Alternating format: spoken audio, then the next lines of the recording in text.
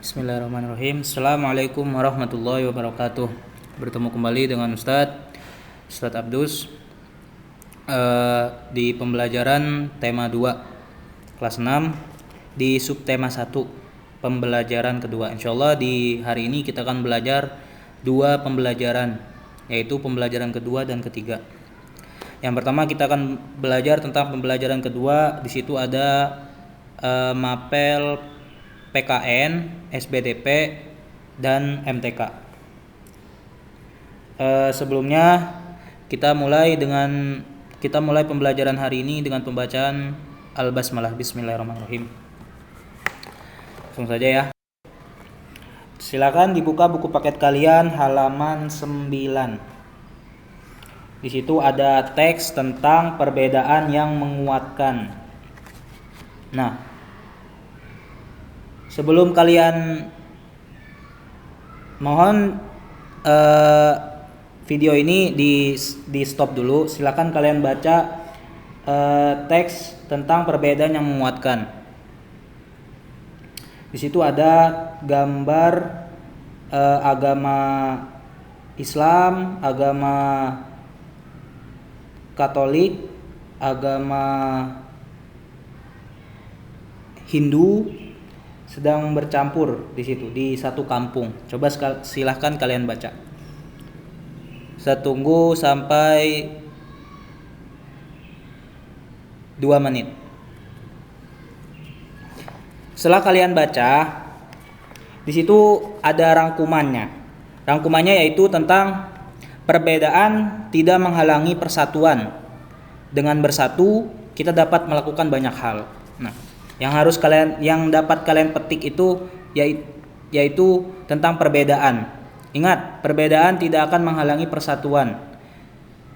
Dan dengan bersatu, kalian dapat melakukan banyak hal, apapun itu. Dan yang paling terpenting, pelangi indah karena warna yang berbeda-beda. Ingat itu. Pelangi indah karena warna yang berbeda-beda. Hidup berbangsa dan bertanah air indah jika kita hidup rukun walaupun berbeda-beda. Nah, pelangi saja indah, warna-warni. Pelangi saja warna-warni indah. Apalagi persatuan yang banyak perbedaan. Apakah dengan perbedaan ini bisa menghalangi kita untuk tetap bersatu? Tentu tidak kan. Makanya ya, yang ada di teks ini kita harus tetap bersatu dalam perbedaan. Selanjutnya kita akan membahas SBDP di halaman 11. Dibuka buku paket kalian. Di situ ada menjelaskan tentang tarian daerah Indonesia. Di sini tarian daerah Indonesia di tarian Lego, namanya tarian Lego-Lego. Tariannya dari adat Kabupaten Alor, Nusa Tenggara Timur, NTT. Yang perlu kalian ingat adalah tarian adat adalah salah satu kekayaan budaya yang disampaikan secara turun-temurun dari nenek moyang. Tarian adat kerap memiliki pesan dan makna yang luhur. Salah satunya ada pada tari Lego-Lego dari Kabupaten Alor, Nusa Tenggara Timur. Nusa Tenggara Timur ya. Ternyata tarian ini ditujukan untuk mengajak masyarakatnya bersatu membangun kampung dan negeri.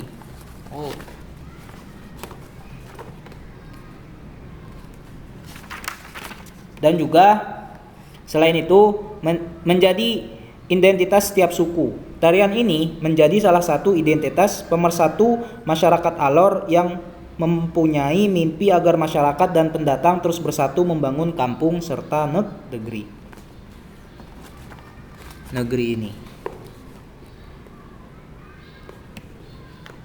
Selanjutnya, nah ini dia tarian Lego-Lego dari Kabupaten Alor, Nusa Tenggara Timur.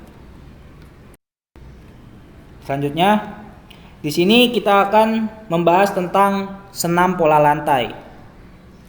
Apa sih senam pola lantai? Pola lantai adalah pola denah yang harus dikuasai oleh seorang penari dan berfungsi untuk membuat posisi dalam ruang gerak. Pola lantai adalah pola denah yang harus dikuasai oleh seorang penari dan berfungsi untuk membuat posisi dalam ruang gerak. Adapun jenis pola lantai ada 3, yaitu pola lantai vertikal atau lurus. Tarian ini menggunakan pola lantai vertikal. Penari membentuk garis vertikal, yaitu garis lurus dari depan ke belakang atau sebaliknya. Selanjutnya, pola lantai yang kedua, pola lantai diagonal. Pola lantai diagonal ini penari berbaris membentuk garis menyudut ke kanan atau ke kiri, ataupun sebaliknya. Jenis pola lantai ketiga yaitu pola lantai garis melengkung. Dibuka buku paket kalian halaman 14. Pola lantai garis melengkung itu penari membentuk garis lingkaran. Tari rakyat dan tari tradisional banyak menggunakan pola ini. Pola lantai memberikan kesan lemah dan lembut. Yang terpenting dari tarian pola lantai ini yaitu perbedaan yang dimiliki oleh para penari tidak boleh menghalangi semangat persatuan dalam menghasilkan tarian yang indah. Ingat itu. Perbedaan yang dimiliki oleh para penari tidak boleh menghalangi semangat persatuan dalam menghasilkan tarian yang indah. Selanjutnya, materi ketiga di pembelajaran kedua yaitu MTK tentang cara mengurutkan bilangan pecahan. Di sini dibuka buku paket kalian halaman 15. Ayo membaca di halaman kedua. Kalau di halaman pertama Ustadz yakin, di nomor pertama Ustadz yakin kalian sudah paham. Sekarang di nomor yang kedua kita akan membahas. Di situ ada contoh. Coba urutkan bilangan pecahan dari 21/4, 9/4, 6/4, 3/1/4, 11/4, dan 1/2/4. Caranya gimana? Cara yang pertama, kita mengubah pecahan campuran menjadi pecahan biasa. Pecahan campuran yang mana sih Ustadz? Pecahan campuran itu yang Ustadz warnain warna merah. Nah, itu pecahan campuran. Untuk pecahan biasa kayak gimana sih Ustadz? Pecahan biasa itu yang warna hitam. Sepertinya kalian sudah belajar ya di kelas 4 atau di kelas 3 ya. Ustadz yakin. Karena Ustadz dulu ngajar kelas 3 sudah belajar tentang bilangan pecahan ini. Selanjutnya, cara yang kedua, setelah mengubah pecahan campuran menjadi pecahan biasa, yang kedua tentukan pembilang terkecil. Setelah itu kalian tentukan pembilang terkecil yang mana. Seperti itu. Bagaimana sih Ustadz caranya? Kita lanjutnya slide berikutnya. Yang pertama, cara mengubah pecahan campuran menjadi pecahan biasa, yaitu tadi kan ada 21/4, 3/1/4, dan 1/2/4. Yaitu yang pertama kita bikin rumus seperti ini. Bilangan pecahan ditambah pembilang bilangan pecahan dikali pembilang ditambah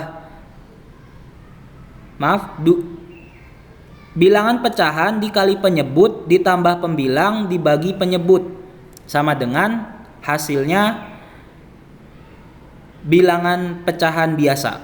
Contoh misalkan nih 21/4 berarti 2 dikali 4 ditambah 1/4 sama dengan 9/4. Kok bisa 9/4? Coba.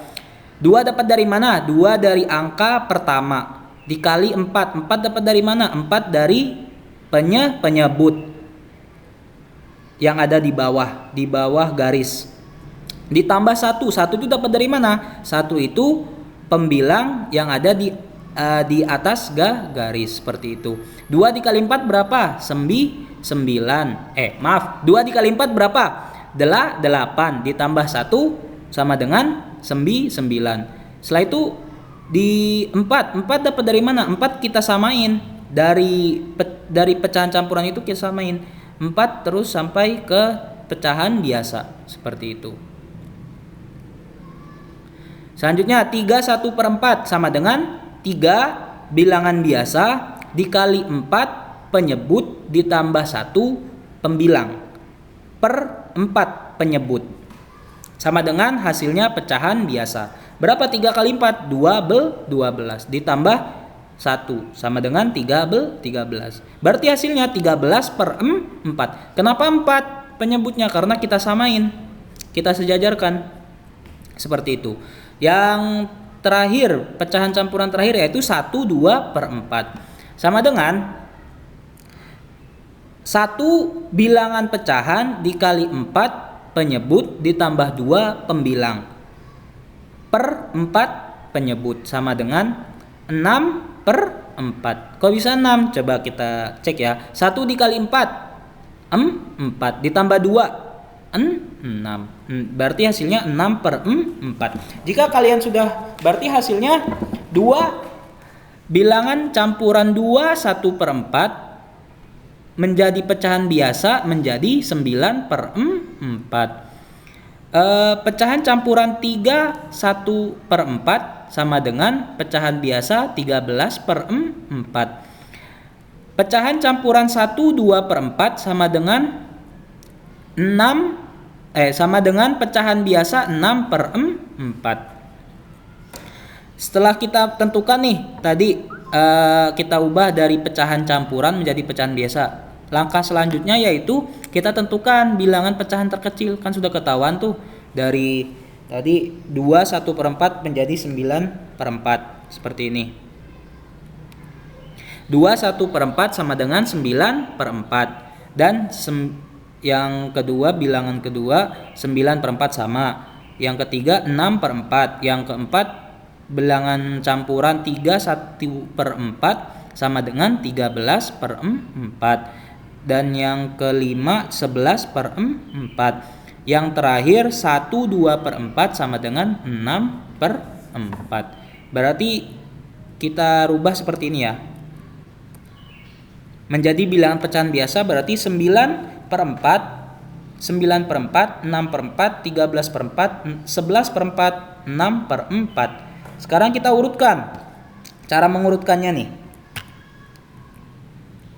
Nah, urutan terkecilnya berarti kita cari bilang pecahan biasa yang pembilangnya terkecil, yaitu 6.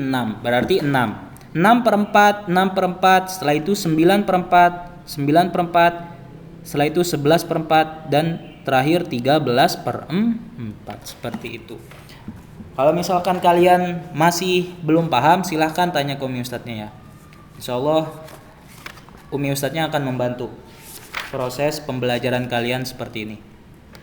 Selanjutnya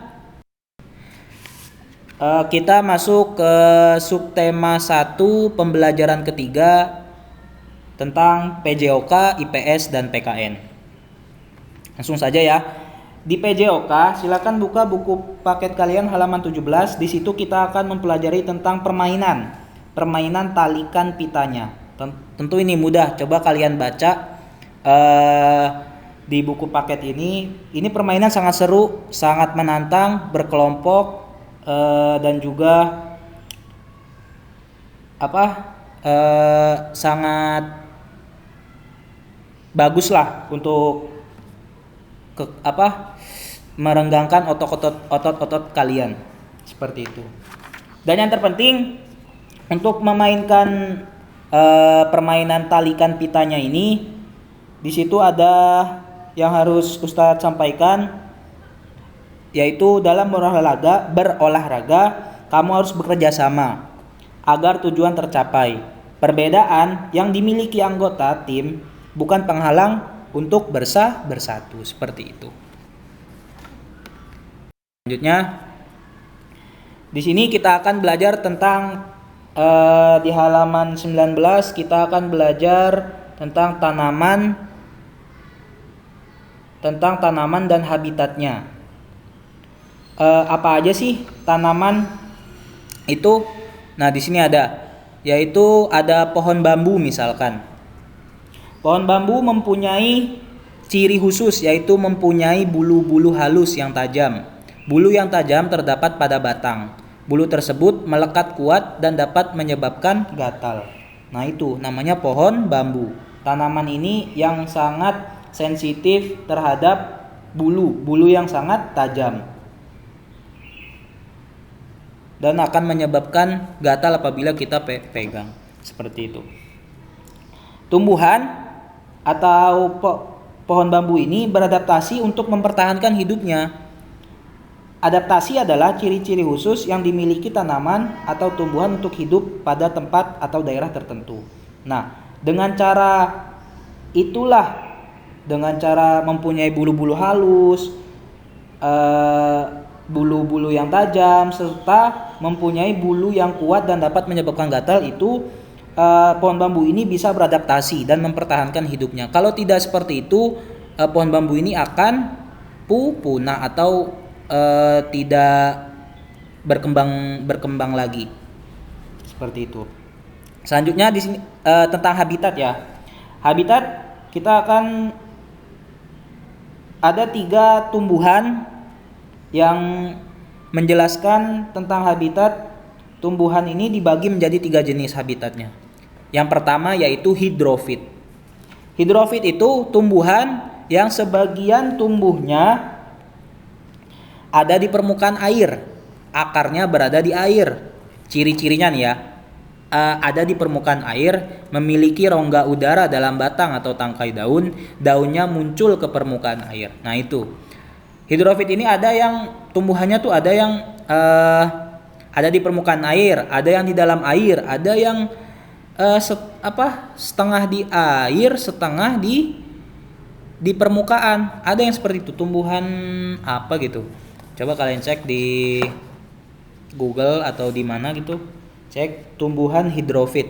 Nah, untuk yang ada di samping tulisan hidrofit ini yaitu tumbuhan teratai namanya. Atau di buku kalian, misalkan di buku paket kalian di halaman 19 yaitu ada tumbuhan kangkung.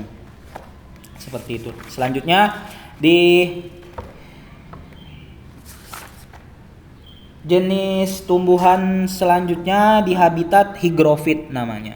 Tumbuhan higrofit ini yang hidup di daerah lembab. Tumbuhnya terdiri atas dari bagian-bagian akar, batang, dan daun. Batangnya pada umumnya tidak tampak karena terdapat di dalam tanah. Daun yang muda umumnya melingkar atau menggulung. Nah, ciri-cirinya higrofit ini yaitu terdiri dari bagian-bagian akar, batang, dan daun. Contohnya seperti apa yang ada di samping tulisan ini, tulisan higrofit, yaitu tumbuhan paku, atau di buku paket kalian ada tumbuhan namanya tumbuhan pakis di situ. Selanjutnya ya, mempercepat waktu, di situ ada jenis tumbuhan habitatnya xerofit. Tumbuhan yang hidup di daerah yang kering, tumbuhan ini memiliki daun yang tebal, sempit, kadang-kadang berubah bentuk menjadi duri, sisik, atau bahkan tidak mempunyai daun. Batangnya tebal dan mempunyai jaringan untuk menyimpan air, akarnya panjang. Nah, ciri-cirinya yaitu tadi ada daunnya tebal, sempit, kadang-kadang berubah bentuk menjadi duri, sisik, atau bahkan tidak mempunyai daun. Contohnya seperti apa? Yang ada di samping tulisan xerofit ini ada pohon kaktus. Kalau kalian pernah ke Texas ataupun pernah ke mana gitu, nah disitulah ada pohon kaktus. Sebenarnya di Indonesia ada kalau misalkan kalian menanaminya. Dan untuk di buku paket kalian di situ ada tentang tumbuhan lidah buaya untuk habitat xerofit ini. Selanjutnya ya. Di sini kita akan belajar tentang PKN, tentang Proklamasi Kemerdekaan Indonesia. Proklamasi Kemerdekaan Indonesia memberi makna yang sangat penting bagi bangsa Indonesia. Sejak teks Proklamasi Kemerdekaan dibacakan, rakyat Indonesia memiliki negara merdeka, berdaulat, dan bermartabat. Contohnya berikut adalah para penjuang bangsa yang telah berjasa terhadap kemerdekaan negara Indonesia. Yang pertama yaitu I.R. Soekarno. Situ ada contohnya ya, atau disebut dengan Bung Karno. Bung Karno menyusun konsep teks proklamasi di rumah Laksamana Tadamasi Maeda bersama Bung Hatta dan Mr. Ahmad Soebarjo. Ia kemudian menandatangani teks proklamasi atas nama bangsa Indonesia bersama Bung Hatta. Bung Karno membacakan bersama Bung Hatta. Bung Karno membacakan teks proklamasi kemerdekaan Indonesia di kediamannya di Jalan Pegangsaan Timur nomor 56 Jakarta. Silahkan buka buku paket kalian di halaman 22. Selanjutnya ada Dr. Haji Muhammad Hatta. Di situ Bung Hatta menyusun konsep kenapa bisa dianggap pejuang bangsa yang telah berjasa terhadap kemerdekaan negara Indonesia, yaitu Bung Hatta menyusun konsep teks proklamasi bersama Bung Karno dan Mr. Ahmad Soebardjo. Ia ikut menandatangani teks proklamasi. Nah, dia juga ikut menandatangani teks proklamasi atas nama bangsa Indonesia bersama Bung Karno. Setelah itu, yang ketiga ada Ahmad Soebardjo Jojo Adi Sowerjo. Kenapa bisa disebut pejuang bangsa Ahmad Soebardjo ini? Yaitu Ahmad Soebardjo ini ikut menyusun konsep teks proklamasi di rumah Laksamana Tadamasi Maeda bersama Bung Karno dan Bung Hatta. Selanjutnya yang keempat ada Laksamana Tadasi Maeda. Kenapa bisa disebut pejuang bangsa Tadamasi Maeda ini? Karena beliau membantu persiapan konsep teks proklamasi kemerdekaan dengan mempersilahkan rumahnya digunakan untuk kegiatan yang sangat penting. Yang kelima yaitu ada Sukarni. Kenapa sih Sukarni bisa disebut pejuang bangsa? Karena Sukarni ini mempunyai nama lengkap yaitu Sukarni Kartodiwirjo. Kenapa disebut pejuang bangsa Indonesia? Karena Sukarni mengusulkan agar yang menandatangani teks proklamasi adalah Bung Karno dan Bung Hatta atas nama bangsa Indonesia. Selanjutnya yang keenam ada Fatmawati. Fatmawati ini kenapa disebut pejuang bangsa negara Indonesia? Karena Fatmawati ini yang bernama asli Fatimah. Fatmawati ini menjahit bendera pusaka Sangsaka Merah Putih yang dikibarkan pada upacara proklamasi kemerdekaan Indonesia di Jalan Pegangsaan Timur nomor 56 Jakarta. Yang terakhir ada Sayuti Melik. Kenapa sih Sayuti Melik ini bisa disebut pejuang bangsa negara Indonesia? Karena Sayuti Melik ini yang menulis teks proklamasi kemerdekaan, yang mengetik teks proklamasi kemerdekaan seperti itu. Mungkin ini saja yang bisa Ustadz sampaikan. Kurang lebihnya mohon maaf. Jikalau masih ada yang belum paham silahkan tanya ke Ustadznya. Ustadz akhiri, mari kita tutup dengan pembelajaran hari ini dengan pembacaan Alhamdulillahirabbil alamin. Wassalamualaikum warahmatullahi wabarakatuh.